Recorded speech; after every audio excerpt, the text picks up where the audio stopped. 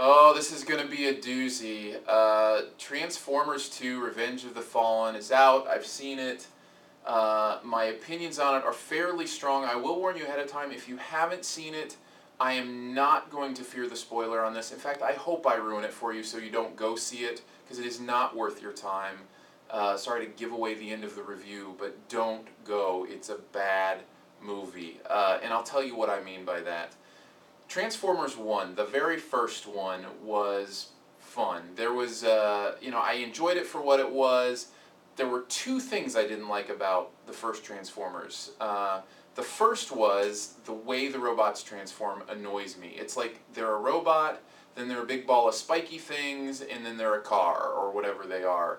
There's a grace to it, but there's no legitimacy to it. There's no, oh, I can see how those parts, work together to form this machine. It's just, they might as well morph at that point, right? The second thing is Michael Bay's juvenile sense of humor. There were just the moments in the first one that I was like, really? You had to make the masturbation joke, you had to make the, urination joke, whatever. When it's few and far between, I guess I can handle it and look through that and see the giant robots fighting each other and the coolness of the spectacle of it and the kind of the fun of that. And the plot was okay. Let's move on to Transformers 2. The two things I hated about Transformers 1 were magnified in this movie. Again, not fearing the spoiler, so be ready. The first part, the transformation. There's a human transformer in this movie.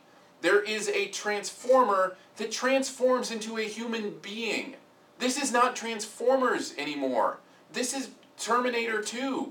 This is morphing. This is not metal becoming a household object. Look, if you are robots in disguise and you can become a human being, seems like a pretty good disguise. Why don't you do that every time?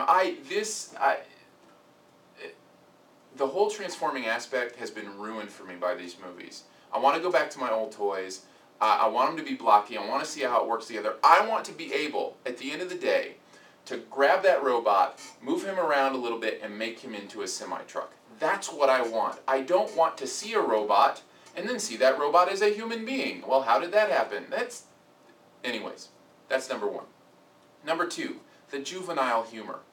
Michael Bay couldn't go 10 minutes in this movie without making some sort of flatulence joke, or poop joke, or urination joke, or testicle joke, or, it was just, out of nowhere, the giant robot, Devastator, I guess is his name, in the end fight scene, just for no reason whatsoever, one of the characters is standing underneath him and sees he has two big wrecking balls between his legs. Ha ha!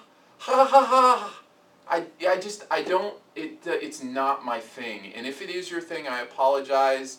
You know what? I went to junior high. I lived it. I don't need to be back there again. And I was telling my wife, I feel bad comparing Michael Bay to a 13-year-old boy because I don't want to give 13-year-old boys a bad name. He just takes it to this whole other level of juvenile humor. And along with the juvenile humor comes the juvenile sexual mindset of every woman being an object. The way Megan Fox is shot in this movie, it's, and apparently from the interviews I've seen, she does okay with it. She's fine with being an object.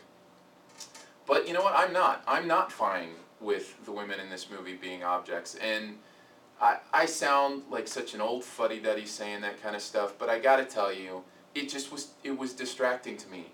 Soundwave humps her leg for like 3 minutes. He's just on her leg, and she's letting him do it. And it's just part of this, ha-ha, it's funny, because look, the robot's having sex with her leg.